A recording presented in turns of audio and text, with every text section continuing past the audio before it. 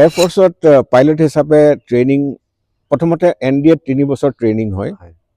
তাত বৰ্তমান graduation degree দিয়া হয় আমাৰ সময়ত সেইটো নাছিল এতিয়া ধৰক জুবিন গাৰ্গে কিমান মানুহে চিনি পাইছিল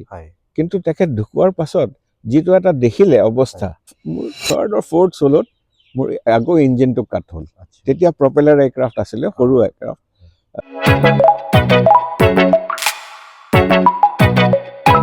নমস্কাৰ মই মঞ্জিত তাঁতী আৰু আপোনালোকক অন্য এটা ভিডিঅ'লৈ স্বাগতম জনাইছোঁ বিশেষকৈ আজি মই কথা পাতিব বিচাৰিছোঁ আমাৰ বায়ু সেনাৰ এগৰাকী ৰিটায়াৰ্ড বিষয়া অফিচাৰ এগৰাকী আমাৰ অসমৰ সন্তান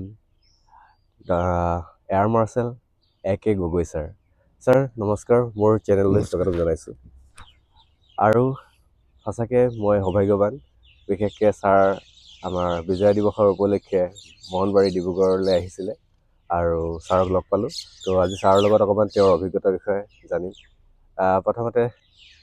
ছাৰ আপোনাৰ বিষয়ে অকণমান জনাব আপুনি বায়ু সেনা যিহেতু কৰ্মৰত আছিল আপোনাৰ এটা দীঘলীয়া এক্সপিৰিয়েঞ্চ আৰু অসমৰ এগৰাকী সন্তান হিচাপে আপুনি এটা বহুত উচ্চ পদস্থ বিষয়া আছিল ছাৰ অকণমান জনাব থেংক ইউ আজি এই ধুনীয়া পৰিৱেশত মনোহাৰী টি ৰিজৰ্টত তোমাৰ লগত কথা পাতি ভাল লাগিব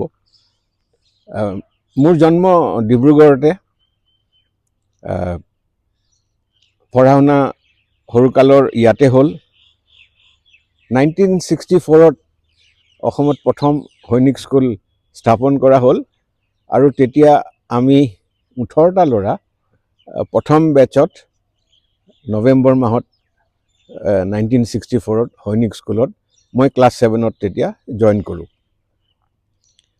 সৈনিক স্কুলৰ উদ্দেশ্য হ'ল যে ভাৰতীয় বিভিন্ন বায়ু সেনা স্থল সেনা আৰু নৌ সেনাৰ অধিকাৰী হিচাপে জইন কৰিবলৈ প্ৰশিক্ষণ দিয়া হয় আৰু এইটো গৌৰৱৰ বিষয় যে আমি 18টা ল'ৰা প্ৰথম দিনা জইন কৰিলোঁ তাৰ ভিতৰত আমি 16টাই আৰ্মি নেভি এয়াৰফ'ৰ্চত জইন কৰিলোঁ এজন চৰকাৰী ফৰেষ্টৰ বিষয়া হ'ল আৰু আনজন ডক্টৰ আজিকালি সৈনিক স্কুলে ভাল কাম কৰি আছে কিন্তু অলপ অসমৰ পৰা ল'ৰা ছোৱালী আজিকালি ছোৱালীও সৈনিক স্কুলত যায় অলপ আমাৰ সংখ্যা কম মই ভাবোঁ যে আমি এইটো আৰ্ম ফ'ৰ্চেছত জইন কৰি ভাৰতৰ সুৰক্ষাৰ কাৰণে কাম কৰিব লাগে আচলতে মই ভাবোঁ যে আমাৰ অসমৰ বা নৰ্থ ইষ্টৰে ল'ৰা ছোৱালীয়ে অলপ সংকোচ কৰে যে আমি বেলেগৰ লগত কেনেকৈ কম্পিটিশ্যন কৰিম কিন্তু মই কৈছোঁ যে মই 40 বছৰ এয়াৰফ'ৰ্চত থকাৰ পাছত মই ক'ব পাৰোঁ যে আমাৰ ইউথ ল'ৰা ছোৱালী বা আমি সকলোৱে ৱৰ্ল্ডৰ কোনো পপুলেশ্যনৰ কম নহয় আৰু অকল ভাৰতবৰ্ষতেই নহয় বায়ু সেনাই মোক অপৰচুনিটি দিলে বেলেগ বেলেগ দেশত যাবলৈ বেলেগ বেলেগ আৰ্ম ফ'ৰ্চেছৰ লগত ইণ্টাৰেক্ট কৰিবলৈ আৰু মই কোনোভাৱে কেতিয়াও অনুভৱ নকৰিলোঁ যে আমি অলপ পাছপৰা বৰঞ্চ আমি অলপ আগবঢ়া গতিকে মই ভাবোঁ যে আমাৰ এই অঞ্চলৰ আমাৰ অসমৰ ল'ৰা ছোৱালীসকলে আৰ্ম ফ'ৰ্চেছত জইন কৰি এটা ভাল প্ৰফেশ্যনত চাকৰি কৰিব পাৰিব নিশ্চয় ছাৰ আপুনি যিহেতু সৈনিক স্কুলত এডমিশ্যন কৰিছিলে তাৰ মানে আপোনাৰ ছাপৰ্টিং হিচাপে আপোনাৰ মা দেউতাই আপোনাক উৎসাহ কৰিছিলে নে আপুনি আপোনাৰ নিজৰ প্ৰচেষ্টা আছিলে ছাৰ চাওক এনেকুৱা হ'ল যে আমি 3টা ভাই ককাই আৰু 2জনী ভনী মই আটাইতকৈ ডাঙৰ মোৰ পঢ়া শুনাৰ প্ৰতি বিশেষ এটা ইণ্টাৰেষ্ট নাছিল বেছিভাগ খেলা ধূলা extra curricular activity debate drama তেনেকুৱা ধৰণৰ প্ৰতি আগ্ৰহ আছিল গতিকে যেতিয়া সৈনিক স্কুলৰ এণ্ট্ৰেন্স এক্সামৰ আমি পালোঁ মই ঠিক কৰিলোঁ যে আৰ্ম ফ'ৰ্চেছতে জইন কৰিব লাগে আৰু তাতো এয়াৰফ'ৰ্চত জইন কৰিম বুলি ভাবিলোঁ আৰু মোৰ সেইটো এটা ইচ্ছা আছিল গতিকে সেইটো মই ভাবোঁ যে যদি আমি ভাবি লওঁ যে এইটোৱে কৰিম হয় চেষ্টা কৰিলে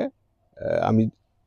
জৰুৰ সফল হ'ম নিশ্চয় ছাৰ আৰু ছাৰ যিহেতু আপুনি এগৰাকী এয়াৰ মাৰ্শ্বেল হিচাপে আছিলে লাষ্ট আপোনাৰ যিটো পজিশ্যন এই জাৰ্ণি দীঘলীয়া এটা জাৰ্ণি নিশ্চয় আপুনি অতিক্ৰম কৰিছে ছাৰ তো তাৰ বিষয়ে অকণমান আমাক যদি ষ্টেপ ৱাইজত কয় ছাৰ চাওক যদি আপুনি ভাৰতীয় বায়ুসেনাত অফিচাৰ হিচাপে জইন কৰিব খোজে তেতিয়া আটাইতকৈ ভাল ৰাস্তা হ'ল এইটোৱে যে নেশ্যনেল ডিফেন্স একাডেমীত জইন কৰক তাৰ আগতে যদি সৈনিক স্কুলত জইন কৰিব খোজে তেতিয়াহ'লে এটা সুবিধা পাব যে মানে ট্ৰেইনিংটো তেনেকুৱাই হয় গতিকে NDA পৰীক্ষাত বা SSB চিলেকশ্যনত ছাৰ্ভিচ চিলেকশ্যন বৰ্ড যিটো হয় সেইটোত সুবিধা পাব এয়াৰফ'ৰ্চত পাইলট হিচাপে ট্ৰেইনিং প্ৰথমতে NDA 3 বছৰ ট্ৰেইনিং হয় তাত বৰ্তমান গ্ৰেজুৱেশ্যন ডিগ্ৰী দিয়া হয় আমাৰ সময়ত সেইটো নাছিল আমি ক্লাছ 10ৰ পৰাই জইন কৰি NDAৰ পৰা ওলাই আহিলোঁ কিন্তু এতিয়া ক্লাছ 12ৰ পাছত NDA জইন কৰে আৰু তাৰ পাছত এবছৰ ফ্লাইং ট্ৰেইনিং হয় আৰু সেইটো ফ্লাইং ট্ৰেইনিং কমপ্লিট কৰাৰ পাছত কমিশ্যন হিচাপে অফিচাৰ হিচাপে নিযুক্তি দিয়া হয় প্ৰথম ৰেংকটো হ'ল ফ্লাইং অফিচাৰ আপুনি যদি পে ষ্ট্ৰাকচাৰো চায় এজন ফ্লাইং অফিচাৰে প্ৰায় 70-80 হাজাৰ টকা ষ্টাৰ্টিং চেলাৰী হয় আৰু তাৰ উপৰিও বহুতো সুবিধা থাকে গতিকে এটা ভাল চাকৰিত সোমাব পাৰে আৰু আটাইতকৈ ডাঙৰ কথা হ'ল যে প্ৰথমতে ভাৰতবৰ্ষৰ ছিকিউৰিটি বা যিটো ইণ্টাৰনেল ছিকিউৰিটি প্ৰব্লেম আছে সেইবিলাকত বা নেচাৰেল কেলামিটিত যোগদান দিব পাৰে আৰু তেনেকুৱা এটা অপৰচুনিটি বাহিৰত নাই গতিকে এটা ডাঙৰ গৌৰৱৰ কথা কোনো আৰ্ম ফ'ৰ্চেছৰ অফিচাৰৰ কাৰণে যে ভাৰতবৰ্ষৰ ছিকিউৰিটিৰ কাৰণে তেওঁলোকে সদায় কাম কৰি যায় ছাৰ নিশ্চয় আপোনাৰ এজন অফিচাৰৰ পৰা আপুনি যোনটো পোষ্টলৈকে গ'ল সেইটো দীঘলীয়া যাতে কিমান সময় আপোনাক লাগিল আৰু আপোনাৰ মানে চবতকৈ ভাল লগা মুহূৰ্তটো ছাৰ যেনেকৈ আপুনি যেতিয়া কমিশ্যনত আহিলে সেইটো সময়ত আপোনাৰ মনৰ ভাৱ কেনেকুৱা আছিলে সেইটো অকণমান জনাবচোন মই কওঁ যে আমাৰ দুৰ্ভাগ্য কাৰণ আমি যেতিয়া আজি আমি ইয়াত আছোঁ 1971ৰ বাংলাদেশ লিবাৰেশ্যন ৱাৰৰ কমেমৰেশ্যন কৰিবলৈ 1971ৰ ডিচেম্বৰত আমি আমাৰ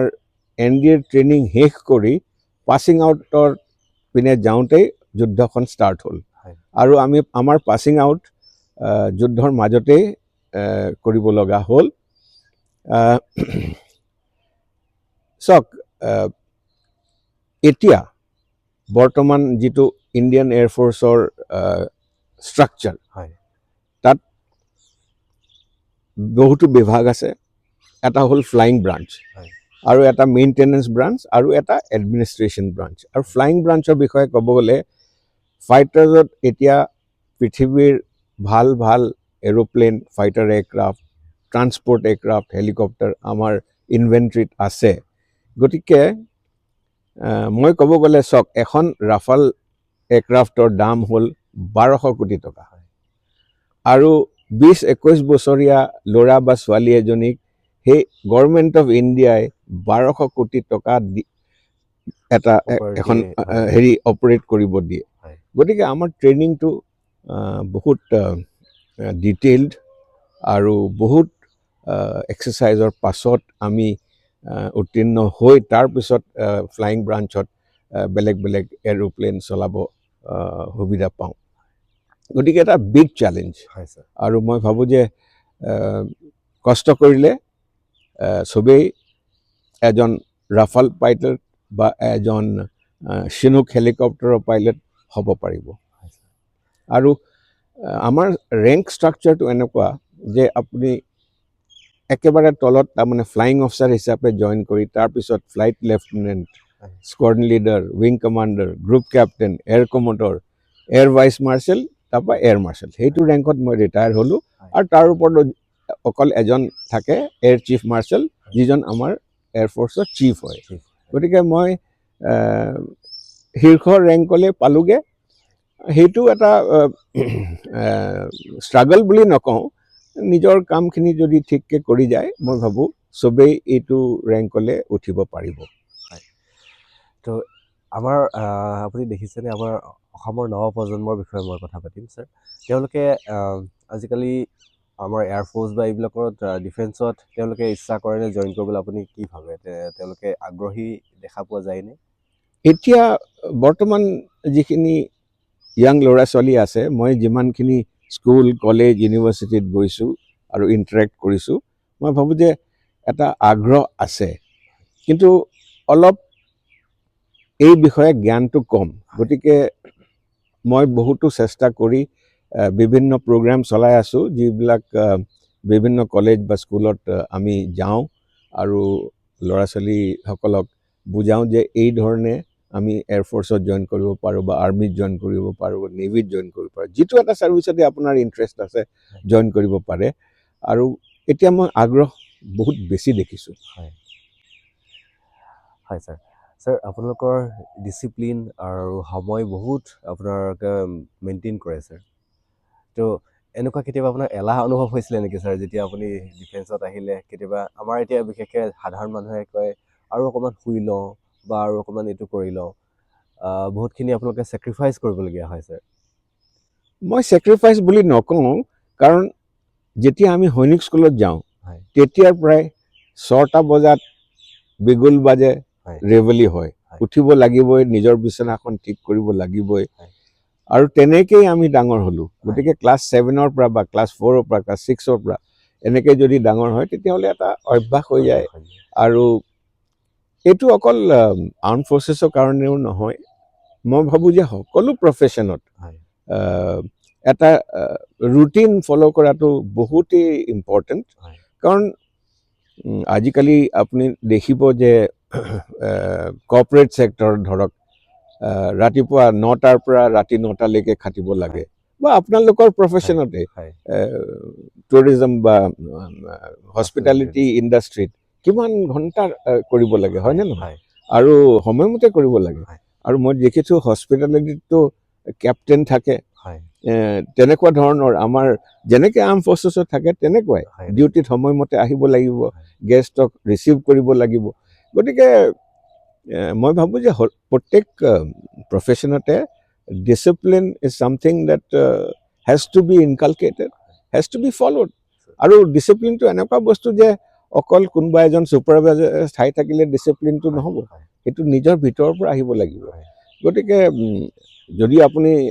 এখন কলেজত লেকচাৰাৰ বা প্ৰফেচাৰ, সময়মতে পিৰিয়ড ষ্টাৰ্ট হয়, সময়মতে শেষ হয়। গতিকে পাংচুৱেলিটি আৰু ডিচিপ্লিন এটা মই ভাবোঁ same, I mean it is the আদাৰ side of the same coin. Sir, বহু সময়ত দেখা যায় যে আমাৰ অসমখন মানে ভাৰতৰ বহুত প্ৰান্তত আমাৰ চিনি নাপাইছিলে। এতিয়াও বহুতে হয়তো কয় যে ভাৰতৰ অসমখন মানে নৰ্থ ইষ্ট মানে এনেকুৱা ঠাই য'ত নেকি মানে জংঘল আছে বা মানুহবিলাক ভাল নহয়, তেনেকুৱা ধৰণৰ বহুতখিনি কথা প্ৰচলিত আছে। আপুনি যিহেতু অসমৰ পৰা ওলাই গৈ ভাৰতৰ বিভিন্ন প্ৰান্তৰ লগতে দেশ বিদেশ ফুৰিছে, তেতিয়া আপুনি অসমক লৈ পিনে কেতিয়াবা বুজাবলগীয়া হৈছেনে? ইনিচিয়েলি বুজাবলগীয়া হৈছিল, কিন্তু এটা ভাল কথা ক'লে আপুনি, আমাৰ জংঘল আছে, আমাৰ প্ৰাকৃতিক সৌন্দৰ্য আছে, সেইটো এটা আমাৰ USP। মই ভাবোঁ যে সেইটো আমি প্ৰটেক্ট কৰিব লাগে। আৰু আজিকালি চহৰৰ মানুহ বাহিৰলৈ বেছিকৈ ওলাব গৈছে। এই টি ৰিজৰ্টটোৱে এটা, এই দুৰাতি মই ইয়াত থাকি গুৱাহাটীৰ হুলস্থুলৰ বা দূৰ হৈ মই ভাবোঁ যে মোৰ স্বাস্থ্য বহুত ভাল হৈছে। গতিকে মানুহে বুজিছে এতিয়া। কিন্তু অসমৰ বিষয়ে ইণ্ডিয়াৰ বেলেগ বেলেগ জেগাত অলপ নলেজ কম, সেইটো সঁচা কথা। এতিয়া ধৰক জুবিন গাৰ্গে কিমান মানুহে চিনি পাইছিল, কিন্তু তেখেত ঢুকোৱাৰ পাছত যিটো এটা দেখিলে অৱস্থা আৰু তেখেতৰ যিখিনি কাৰ্য সেইখিনি দেখিলে মানুহে আচৰিত হৈছে। মোক সোধে যে এনেকুৱা এজন ব্যক্তি আপোনালোকৰ তাত আছিল, আমি নাজানোৱেই দেখোন। গতিকে আমি যিসকল অসমৰ বাহিৰত যাওঁ অসমৰ বিষয়ে ক'ব লাগে we are ambassadors of this state হয় চ' মই ভাবোঁ যে এতিয়াতো অসমৰ বিষয়ে বহুতে জানে হয় ছাৰ আপোনাৰ অভিজ্ঞতাৰ বিষয়ে যদি কওঁ আপুনি যেতিয়া ফ্লাইং ষ্টাৰ্ট কৰিলে আমি দেখোঁ আপোনাৰ ফ্লাই কৰা আমি যিবিলাক ভিডিঅ'জ আমি পাওঁ ছাৰ আপোনালোকে উচ্চতা কিমান মেইনটেইন কৰি পিনে ইমান ফ্লাই কৰে দিনে ৰাতিয়ে ফ্লাই কৰে অকণমান ফ্লাইঙৰ অকণমান এক্সপিৰিয়েঞ্চ অকণমান আমাক জনাবচোন ছাৰ আপোনাৰ ব্যক্তিগত ফ্লাইংটো এনেকুৱা বস্তু যে আপুনি এবাৰ ষ্টাৰ্ট কৰিলে হয় সদায় কৰিবলৈ মন যায় হয় আৰু অলপ ৰখি গ'লে বা ব্ৰেক এটা হৈ গ'লে লাহেকৈ ফালৰি কাটি যাব মন যায় হয় কিন্তু মই ভাবোঁ মোৰ বিশ্বাস যে আমি সকলোৱে ফ্লাইং কৰিব পাৰিম হয়। কাৰণ মই যদি পাৰোঁ হয়। মই ভাবোঁ যে এনিবডি কেন ডু ইট কিন্তু ফ্লাইঙত এটা কথা আছে যে rules regulations are very important হয় because those rules and regulations are written with blood হয় মানুহৰ এক্সপিৰিয়েঞ্চ মানুহৰ অভিজ্ঞতা ইনিচিয়েলি অলপ মটৰ স্কিলছ লাগে হয় আজিকালি সকলো ল'ৰা ছোৱালীয়ে ভিডিঅ' গেম খেলে হয় আজিকালি বৰ্তমান এভিয়েশ্যন এটা ভিডিঅ' গেমৰ নিচিনা হয় আগতে আমাৰ এনালগ মানে what you call System, আছিলে চব ইনষ্ট্ৰুমেণ্ট এতিয়া চব ডিজিটেল হৈ গ'ল হয় চব এটা লেপটপৰ নিচিনা হয় গতিকে আৰু ফ্লাই বাই ৱায়াৰ ছিষ্টেম আহি গ'ল গতিকে একচুৱেলি এৰোপ্লেনখন নিজেই ফ্লাই কৰে পাইলটজনে খালি মনিটৰ কৰিব লাগে হয় আৰু যদি কিবা এটা এমাৰ্জেঞ্চি হয় বা কিবা এটা যিটো হ'ব লাগে সেইটো নাই হোৱা হয়। তেতিয়া চৰি তেতিয়াহ'লে ইণ্টাৰফিয়াৰ কৰিব লাগে হয় তো ছাৰ আপুনি যেতিয়া ফ্লাই কৰিছিলে ফ্লাইঙৰ আপোনাৰ অভিজ্ঞতাৰ মাজত তেনেকুৱা কিবা ইমাৰ্জেঞ্চি চিটুৱেশ্যন আপুনি পাইছে নেকি হয় মই যেতিয়া নেট প্লেন চলাই আছিলোঁ বাগডোগৰাত আছিলোঁ 1986ত মোৰ ঠিক টেক অফৰ পাছত যেতিয়াই মই আণ্ডাৰ কেৰেজ তাৰমানে হুইলকেইটা ওপৰলৈ কৰিলোঁ মোৰ ইঞ্জিনটো কুইট হৈ গ'ল আৰু তেনেকুৱা অৱস্থাত এটাই উপায় আছে যে আপুনি ইজেক্ট কৰিব লাগিব আচ্ছা চ' মই ইজেক্ট কৰিলোঁ আৰু খুব ল' হাইটত আছিলোঁ কোনোমতে পেৰাচুটটো খুলিলে আৰু মই ছেফলি ইজেক্ট কৰিব পাৰিলোঁ সেইটো এটা এমাৰ্জেঞ্চি হ'ল আৰু মোৰ এটা ট্ৰেইনিঙত যেতিয়া মই ট্ৰেইনিং কৰি আছিলোঁ in fact it was in the elementary flying school প্ৰথম ঠিক মই